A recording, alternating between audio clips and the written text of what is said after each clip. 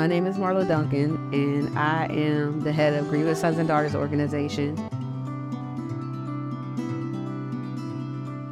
Our motto is to basically help people feel spiritually whole again after grief. It is so exciting to finally have a second interview. And also, we just want to send positive vibes into the atmosphere before we get started. And I just want to first off give all the thank yous to my supporters for always tuning in, because I'm claiming it, and always listening to these stories and just hearing these voices and just hearing the people out that deserve to, just put their story out there, because typically, after certain circumstances, life happens and, we all have to move on the next day, but it's good to just sit down and just continue to hear each and every person that sits down in this chair and decides that they want to tell their story. So today we have one of my favorite people, Tyrone Miller. He's also one of the greatest dads, one of the greatest people I know, one of the greatest, just everything all around. So I'm just so happy to have him here. He has an awesome story to tell, and I'm so happy and I'm honored to be able to be here sitting beside him for him to tell it. So, hey, Ty. Hello. Oh, man. So what's up, Ty? What's been going on? Life, but everything is good my way. Yeah, mine as well. So, first off, I want you to start off by telling us a little bit about yourself, where you're from, your family, a little bit of your background. Well, I'm from Alacopa. My name's Tyrone. 40 years old, just a hard-working man out here trying to make it like everybody else, Good black don't crack. You heard it first, camera. He said 40 years old. But anyway, for starters, how did you grow up initially?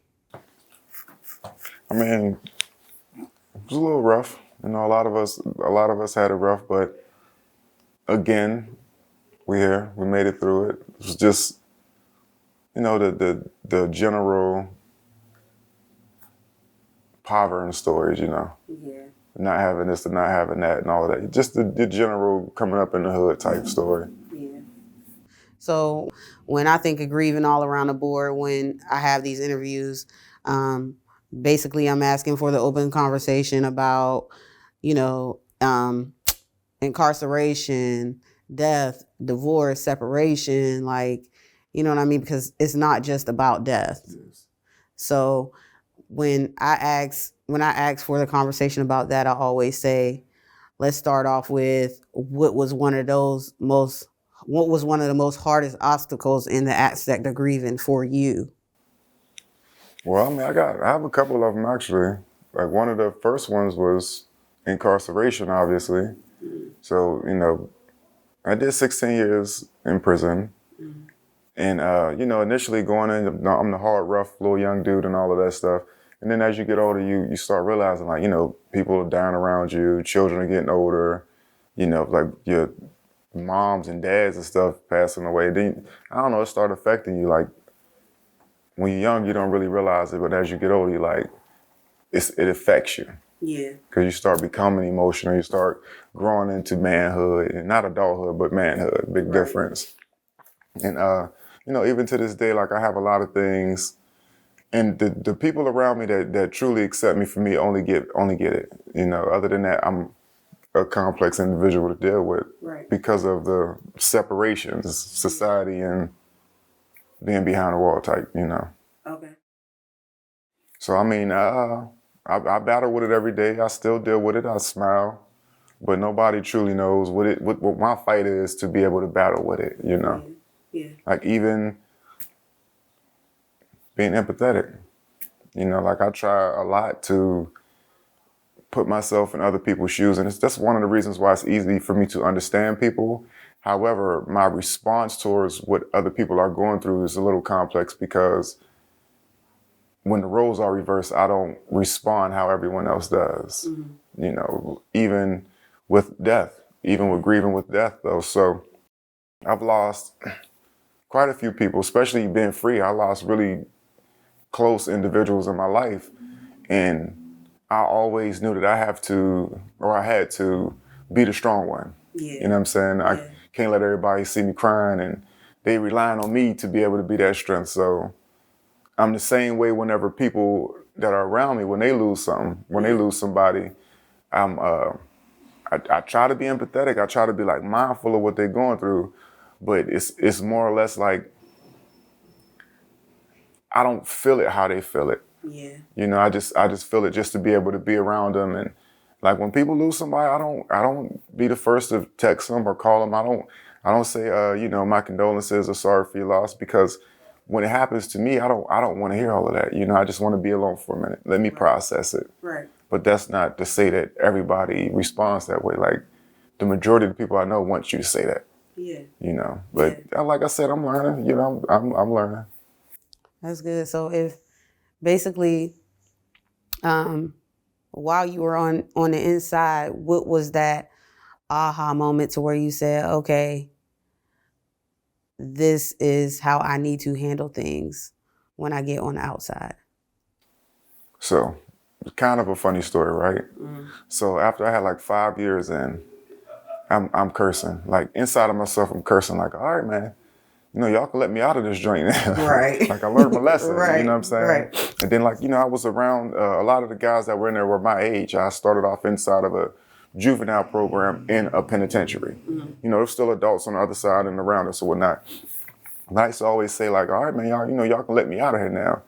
And then the 6th year rolled around, and I was like, well, shit, you know, excuse my language, I learned a lot more this year than I did last year. And then the 7th year, you know what I'm saying? And those were all my aha moments. My aha moment was all the way up until getting out of prison, because I always looked at it like, I had one of my friends to this day, he only had me by like 2 years.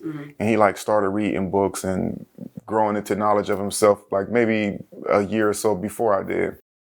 And he said to me one time, he said, if you don't learn anything now, you're going to know the same things that you knew before you came in here. Wow. And I'm like, man, dude, get out of here. You done read a couple books. You know what I'm saying? Like, you think you're a philosopher now and all of that stuff. But during that 6th, that 7th, and that 8th year, that's whenever I started understanding those things. You know, it's not about getting out. It's about doing all that you have to do here to prepare yourself upon getting out. You know, that's why a lot of guys get out and they don't mind going back, because they don't prepare themselves for this. Like, everything in there is free. You don't have to pay no bills. You know, you can make 50 cents an hour and live off of that stuff in there. Wow. Wow. That's deep. And it's sad because like a lot of men that I see around, like they get out and then you'll see them for like maybe a month and it's just like, boom, they're gone again. It's like, dang, you know what I mean? So like it's good to hear somebody like you that was on the inside that stayed out on the outside that can possibly like change somebody's life through this video. So I commend you on this, you know what I mean? So basically when you were in there, like, is it somebody that like you thought about all the time, every day, consistent? Yeah, my grandmother. You did? She was every step of the way, the whole 16, every step of the way. Were you guys in contact with each other? Yeah, she wrote me weekly, and you know, so older people, they feel like $20, it take you a long way, you know what I'm saying? So she used to send me $20 a month for years, you know. And, you know, even after I got out, she was the person I was. So this the thing, my grandmother was really older when I was in there. She almost lost her full eyesight while I was in there, but she still made it down there every 3 or 4 months, you know what I'm saying? Still made it. I was 4 hours away at one point, 4.5 hours. She still, every 2 or 3 months, she was down there regularly. You know, upon getting out, she did everything in her power to make sure I started staying with her. Just so she said she was making sure that I got all of the tools that I need to succeed. You know what I'm saying? Okay. And just recently, a couple years ago, I actually lost her. Wow. And like to this day, I still haven't dealt with it. But again, it's when I did lose her, everybody around me was like my mom. This is my mom's mom. So all of my uncles at the time were in prison. They're all on the same case. And my aunt passed a few years prior to my grandmother, a few years before my grandmother. So it was just my mom. And and my grandmother's adopted son. And neither one of them can deal with it. And they both was like, we need you to, like, you have to spearhead this. So I'm like, all right, cool. But like, they don't realize how close me and my grandmother is either. I mean, they know, but they don't realize like, this is my dog. You know what I'm saying? Yeah. So like, I had to just suck it up and, take care of all of the arrangements, provide her with the best going away service possible.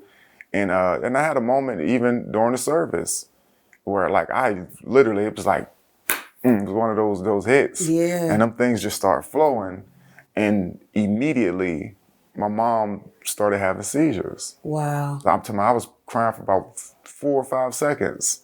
Wow. And my mom started having seizures. So again, I had to tighten up. Yeah. That her having a seizure, like, it kind of brought me back to reality. Like, I'd get up, pick my mom up, take her out of church.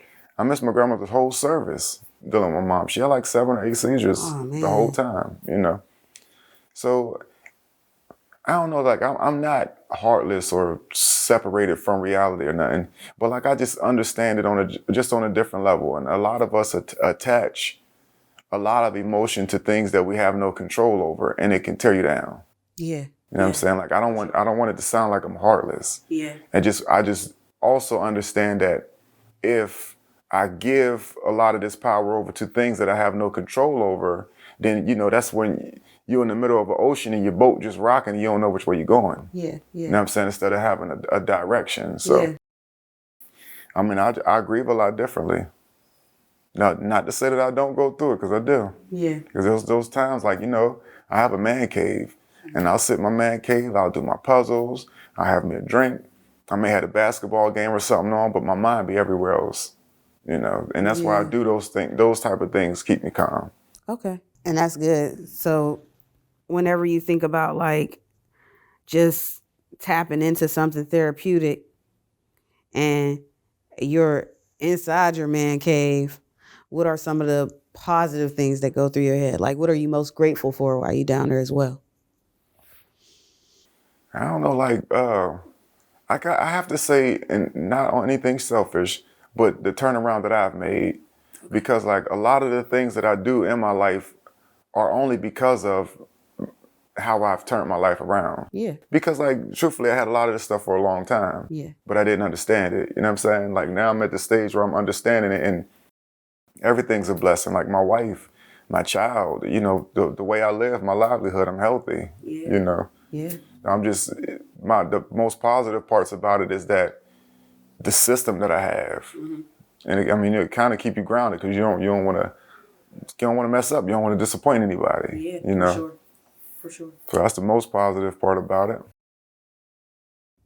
Okay, so in what areas, besides incarceration and death, have you experienced grief? If you have experienced more death and grief, how do you handle that as well? Well, I don't know. I just try not to get too emotional about it. Yeah. Because even in the instance where I'm emotional, the people that do need the strength, mm-hmm. like, where do they draw it from if I'm emotional? You know what I'm saying? Like, how do you help them deal with it? Yeah. Yeah. Yeah. True. And not saying that I might be going through it more than they are. Yeah. But I feel like I'm stronger than they are, so I'm able to macho it and let them use my shoulder, or you know what I'm saying? Yeah. Yeah. And then, again, when I'm in the man cave, I'm sitting there thinking about it. Even then, there's nobody around to see me crying or any of that stuff. And I just still won't cry. I'll just deal with it. Like, this happened because of that, and this happens because of that. I always like try to draw a positive out of it. Yeah.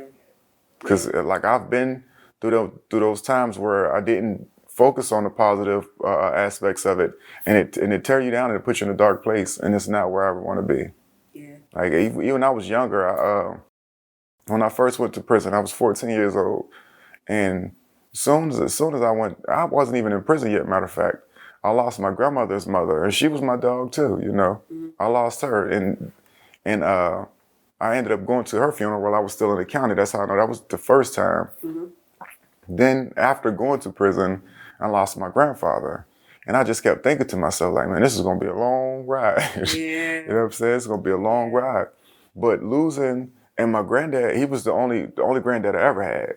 So like when we first moved to Pennsylvania, that's what we went with. You know, he was my right hand. He don't care how you feel about what he got to say. He's saying everything he got to say. He taught it like he was the first male that I was around. You know what I'm saying? And I lost him, and I took that really tough. And like and I also was young. I probably was like 15 or 16 at the time, and I didn't know how to deal with it. So I'm just running around doing all types of crazy stuff. I was threatening to kill myself, and you know what I'm saying? And I don't know. I guess I kind of meant it because I didn't really understand what I was going through either. Yeah. But you know, here we are, 25, 26 years later. You know, and I'm still here, blessed, all that good Amen. stuff. And when you talk about the positive that you think of and the positive that you do, I kind of want to shine light on that, because sometimes when, you know, I always say, and like I always tell Chris, like, the meaning in this is because normally when stuff happens and you grieve in whatever area you grieve in, everybody else is gone at some point, like, and you're alone. Like, let's shine light on the positivity. Like, what are the positive things that you like to do? What are the positive things that got you here right now? I think I said that, like the system that I have. Yep. It's definitely the system, because like if I did not have a child, did not have a loving wife, like then it's kind of like I couldn't even answer how I would be feeling about a lot of stuff. Right. You know what I'm saying? Because I would be left to my own vices. Right. Like with no structure, and like, for me, if I have no structure, then I get real loose. Right. Structure is good for me. Maybe because it's a prison experience or whatever, what have you. It's just the structure is good. Yeah. Some people have trouble eating, sleeping, or just doing normal everyday things. When a loved one dies, like, do you do all of that okay? Boy, naturally, I have a sleeping disorder. Really? I'm up all night every night. Dang. Every night. And still go clock in at 7 o'clock in the morning. Dang. What are some of the coping skills that you use post-crisis? So if basically with you or there's anybody else in a crisis situation, how do you act on it? I think that's what I'm working on. Yeah. Because I don't act on it. Yeah. And like one of the reasons why I'm up all night every night is because, I don't know, I just prefer to be, for me, the universe is still. Yeah. You know what I'm saying? Everybody sleep. There's a lot less cars. The frequency in the universe is a lot lower. Uh-huh. And it's just me by myself. Yeah. You know what I'm saying? I don't hear no noise. You can hear whatever's moving outside in the weeds, but other than that, it's just me. I love it. Yeah. And how do you feel like people can, as a whole, help you, or even, you know, kind of reach out to you, or us as a whole, as a community, can come together when it comes to these type of circumstances? I have an answer for that. Go ahead, let's hear it. And this is very big, because one thing that a lot of people don't understand is how someone else feels that's been separated from what everybody's been going through. Yeah. You know what I'm saying? So like a lot of people on our society expects individuals to act a certain way that have been through traumatic experiences, when it's not the case. Right. You know what I'm saying? And for the individuals who have turned their lives around and stuff like that, you have to accept them for them. Yeah. You know what I'm saying? Because like there's nothing anyone can do that would change my way of thinking. Right. You know what I'm saying? Like the way that I am right now, just things like river rocks, they're rounded from the pressure of the water. Right. You know what I'm saying? Naturally. Right. So even to this day, like anything that, or any scenario or situation that happens or whatnot, and my response is my response. Yeah. Yeah. Like, and it makes me not want to communicate with people if they can't understand my response. Yeah. You know what I'm saying? Like, allow me to be who I am the same way I allow you to be who you are. Right. That's why a lot of people are comfortable around me. That's why it's easy to talk to me, because I don't care what you're going through, what kind of scenario you bring into me. I don't care about none of that stuff. Right. Express it. Right. It's a part of your life. It's natural. Right. And your reaction or your response is not supposed to be the same as mine. We're individuals. So like that's the biggest thing for me is to just be able to, and I'm not saying this selfishly, it's just to be able to accept me for who I am. Yeah. I agree Accept me for the way 100%. that I think. That's, Yeah, like I remember when I was telling Ashley the other day, like I wish that the world can see people in a negative aspect and know how to deal with them in a negative aspect, but don't overshadow the positive that they do as humans. You know what I mean? Like I said, if there's a flaw that you know doesn't sit, figure out a way to adjust to whatever flaw that is that person has, but that doesn't take away from the good in a person. You know what I mean? And that's one thing that I hate for our people is that once they see one flaw, it's like, overshadows you know what I everything else mean? positive they've done. Nothing else that's positive for anything or anybody. You know what I mean? After that one piece of negative is shined upon, nothing else matters, and it's just kind of hurtful. That's why I always ask that question, like, what as a community and as a whole, how can we, you know what I mean? At least I like to hear everybody's aspect that I interview. Like, how can we cope and how can we deal with one another? Because it's so hard to, because people don't understand that we're all flawed. You know what I mean? That's the biggest thing. Nobody is focusing on not judging the other person. Right. They're focusing on what the other person isn't doing. So somebody can be teaching your child geometry on a level that nobody else can understand. Yeah. Well, then they be like, oh, the dude had a felony. You know what I'm saying? But like your child is almost a rocket scientist. Yeah. Regardless of what he done in the past. Right. You know what I'm saying? I mean, there's degrees of what they've done. Right. However, it's not strong enough to not focus on the objective. Right. You know what I'm saying?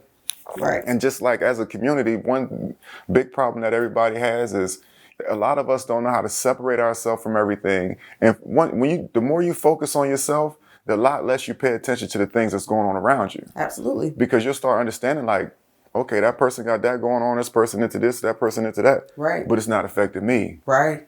You know what I'm saying? Like, and the more you think like that, the lot less you'll voice it. You'll always notice it, but a lot less you'll voice it. And none of us allow ourselves the times to be by ourselves to learn more about yourself. Right. You learn more about yourself. You care a lot less. Not saying that you wouldn't care, but you would care a lot less on the things that are going on around you. Right. Right. And their vibrations are low. I mean, when your vibrations are low, you don't put off strong frequencies. Yeah. You know what I'm saying? You put off a strong frequency, you end up in events and scenarios and situations in life where people are moving at a different frequency. Yeah. Yeah. Not stagnated, you know? Yeah. Sadly, my grandma always said, you know, like you are, you know, you always hear the phrase, you are the company that you keep, or birds of a feather. Like that's literally factual. It's a true you know expression. what I mean? It's a true All of it expression. is true. You know what I mean? No matter how you look at it, like if you're not changing your mindset, you're going to attract the same people. So I get exactly what you're saying on that. You know what I mean? And that's one of the reasons why every time you see me, I'm by myself. Yeah. That's it. And not trying to separate myself from anybody. It's just that my frequencies are a lot different. Like women's frequencies to me are a lot stronger because they're more in tune with themselves. Yeah. You know what I'm saying? Like they're just easier company. Yeah. You know what I mean? But I just stay away from individuals and scenarios that always, I don't know, that require responses. Yeah. Not everything requires a response. Yeah. I don't know if you ever heard a story of the greyhounds and the leopard. You are one of the first people that told me that story. It's a racetrack, right? Mm-hmm. And there's 5 lanes, 4 greyhounds and 1 leopard. And the gates crack open and all the greyhounds take off. Yeah. You know, they're chasing a rabbit. Yeah. And the leopard just sit back and the expression was, everything doesn't require your response. Like he would be a fool for himself. He would be a fool to race greyhounds. Absolutely. You know what I mean? And that's I'll be putting I don't know, shedding like that same type of light on my life. Not that I'm better than anyone. However, I want my frequency to stay where it is. Yeah. Like if we're not trying to advance together or do something for the next person together and all of that stuff, then there's really no need for me to be around you. Yeah. And there's no need for you to be around me either, because where I'm at is not where you're headed. You know what I mean? Yeah, absolutely. Absolutely. That's pretty dope. That's dope. So when you think about our youth and you think about the type of circumstances that they're under right now, what would you do to be a change in their situations right now due to the circumstances of how you were at that age? Crazy thing is, right, where I work at, I'm one of the oldest people in the building. But when I tell you, like, where I've always kept, like, my body at 40 years old, and I perform better than the guys that I got by a decade and a half. And to me, that's teaching. So I had a scenario, right? I probably was maybe, this is where I learned. This is very, very powerful. I probably was, this is my third,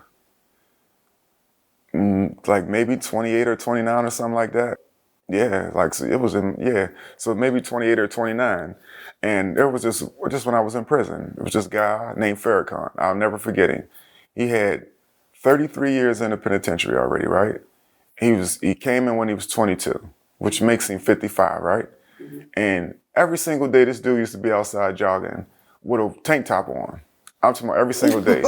Spring, summer, fall, winter, right? Oh. So, one day we end up getting cool or whatever. I didn't ask him off top, and we end up getting real cool, and I had to sit down and have the conversation. I'm like, man, wait, man, why you always running around here with no clothes on, man? Like, it's cold as shit out here, And he said, because I control the weather. And then right there, like, me looking at a dude that's been in here for 33 years, and he's been doing this for 33 years, and I always thought that I was cold. I mean, this is how I analyze the information. Yeah. I always thought that I was cold in the wintertime. Yeah. Until he said he controls the weather, right? Right. And I'm like, don't get sick. He's never been sick. Eats healthy. At the time, I've always been eating healthy. But we're talking about, I don't really get sick, but it's still a mentality. Right.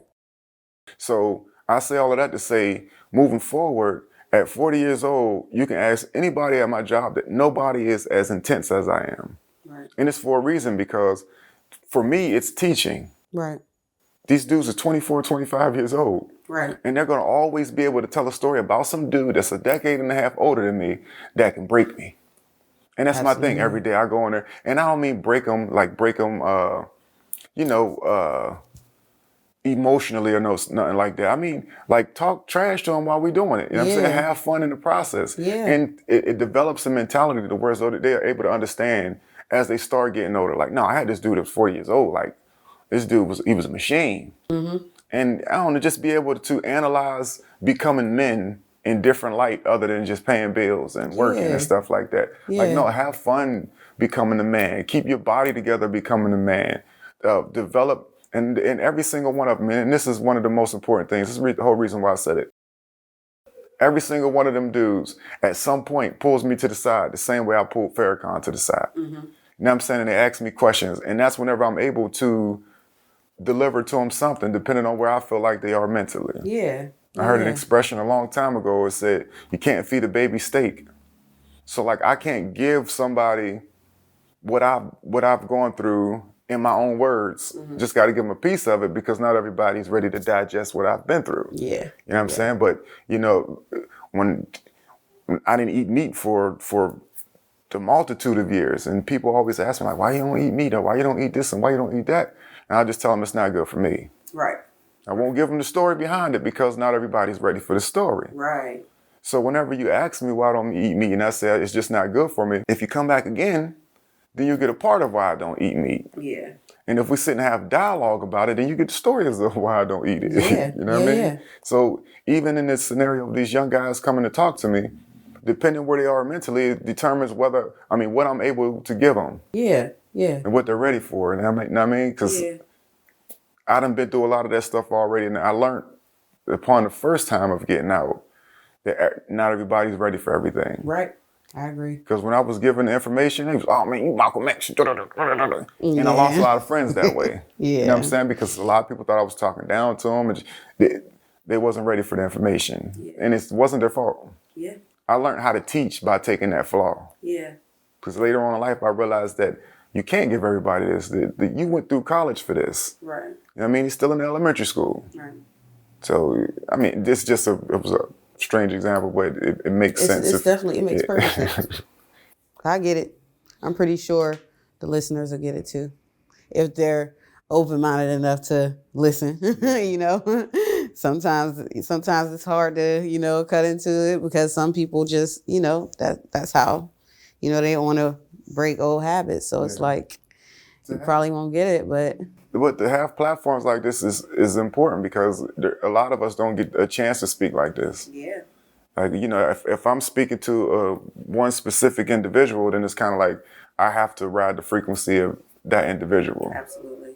Like whenever you're in a situation where you can just let some of the things go out, it's kind of like listening to some Jay-Z songs. It's like either you're going to catch it or you're not. Right. You know what I mean? And then in due time, that part, oh, that's what he meant. Right. You know what I mean? Even the same way he said, if you don't learn anything now, and I was like, get your ass out of here. Right. And years later down the line, I'm like, oh, that's what yeah, I get it. You know what I mean? Right. Right. I agree 100%.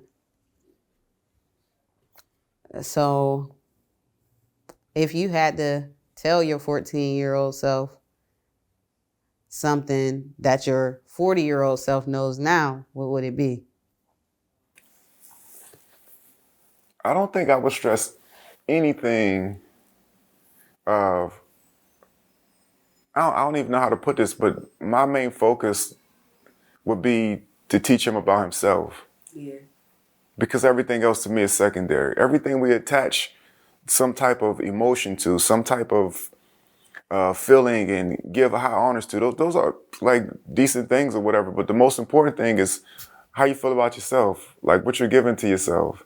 Right. Because you'll be 30 years old and be an emotional wreck because you never paid attention to yourself. Right. You know what I mean? Like you won't know how to process things because you don't know what you're going through. Right. You're just impulsive, and you know what I mean? Stuff like that.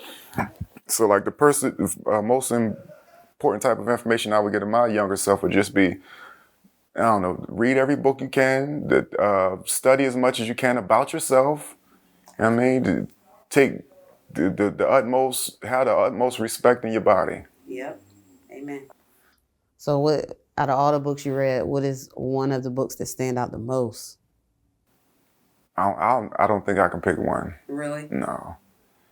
Because it's the thing about books. It's just depending on what kind of books you're reading, there's so many powerful points in different books. Yeah. And like I never took any book literal. I take what I need out of this, and then build my own book with the inside of myself. You know what I'm saying? I can dig it. That's what's up.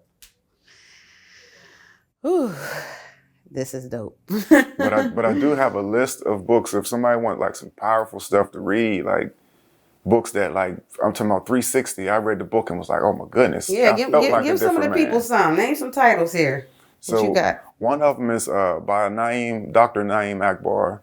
That was called Visions for Black Men. Okay. And there was another one by Elijah Muhammad. And that one was called Message to the Black Man. Yeah, I read that. Yeah, it was powerful. Shout out to Honorable Elijah Muhammad. Yes, absolutely. And then, you know, you got the books like the As a Man Thinketh. There's also a book called As a Woman Thinketh. I read this one book by Yana Van Zant, Value in the Valley. Yep, I read that one. Profound. Yeah. So deep. Yeah. And, you know, and I get into the spiritual books by everything by Raul Nefer Amen, Muwatta Ashby's, you know. Okay. All dope reads. Okay. Well, let's people receive that. I mean, the list goes on, but those, like, off the top, those are really good, strong reads. Yeah, I'm going to have to take that into consideration myself because I only read 2 that you mentioned. But I love books myself.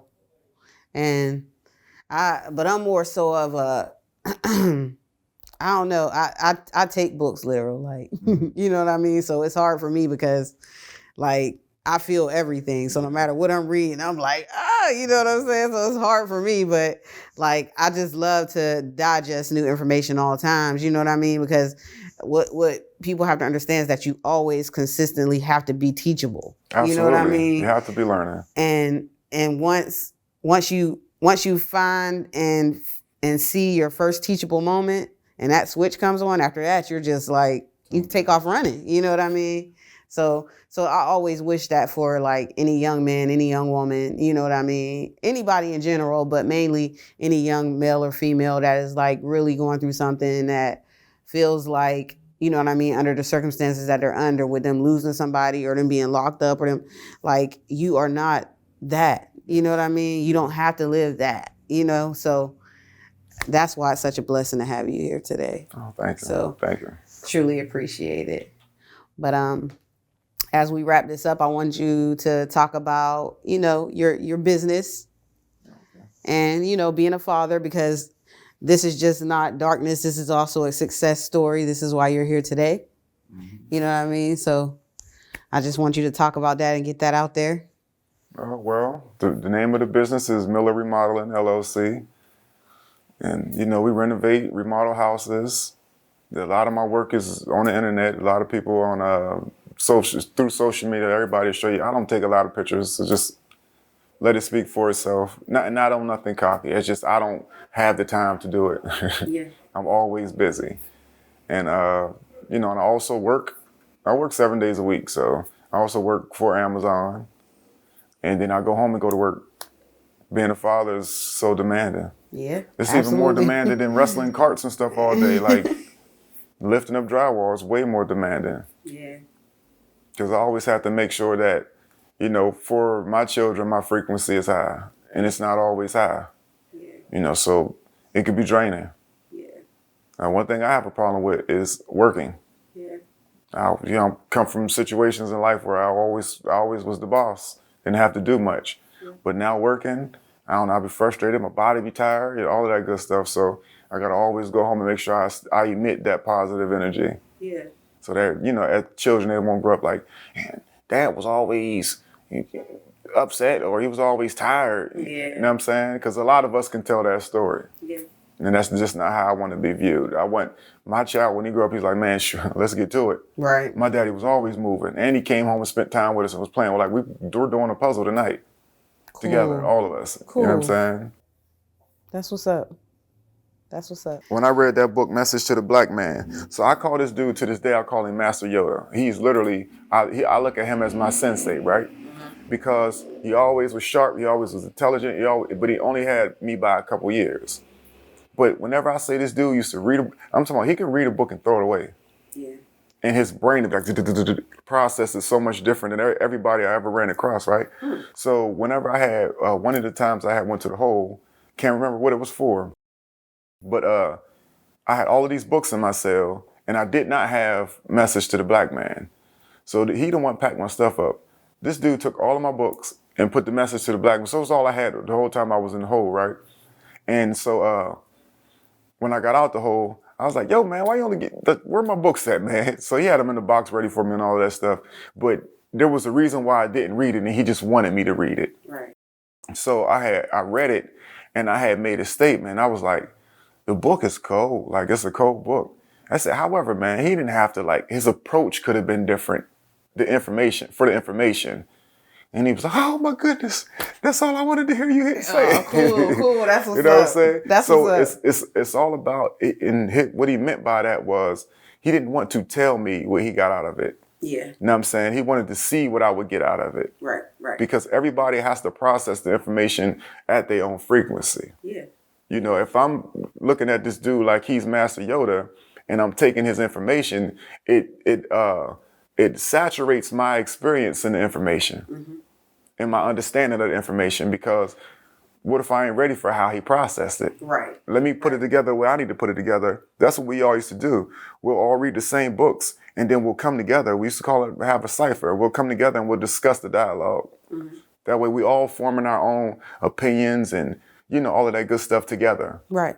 I agree.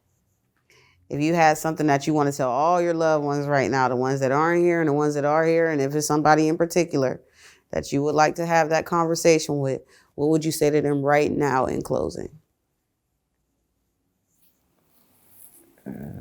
That's a pretty good question. I mean, I don't know, just everybody know that I'm always there. Everybody in my corner know that I'm coming. You can cry about anything. You just broke your own heart. I'm coming. You know what I'm saying? Like, everybody know that. And I'm always going to be strong enough to handle whatever it is anybody's going through. I don't even always talk. I just let them vent, express yourself, get it off your chest. Because I know how it is to not have like anybody to talk to. Yeah. That's my biggest problem is not, I've been through therapy and all that stuff. Just my biggest problem in life has, and of course I could talk to a lot of people about different stuff, but I can't talk to one person about everything. Right. So and a lot of people feel like they could talk to me about everything. Absolutely. So that's what I want to tell everybody, like they already know. I got a whole lot of best friends. Yeah, you heard it first. But in closing, I just want to thank you, Ty, for coming here. I appreciate it so much. Thank you as well, Ms. Duncan. And the interview was very, very inspiring. Thank you. So next up, this is our second interview. We have one more to come with the beautiful Miss Sharika Simmons. And we will see you guys soon. Thank you.